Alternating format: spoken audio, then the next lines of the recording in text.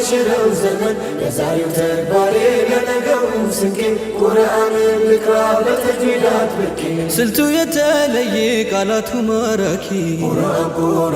ፍጹም የሌለበት ሰብአዊ ንክኪ ታሪክ ስነ ጽሑፍ ሳይንስ በሙሉ ምንጩ ቁርአን ነው ስልጣኔ ሁሉ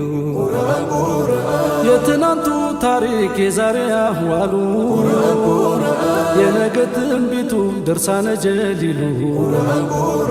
ሳይንስን ቀምረው ኮርጀው ቢሰሩ የደረሰው የለም ረቂቅ ነው ሲሩ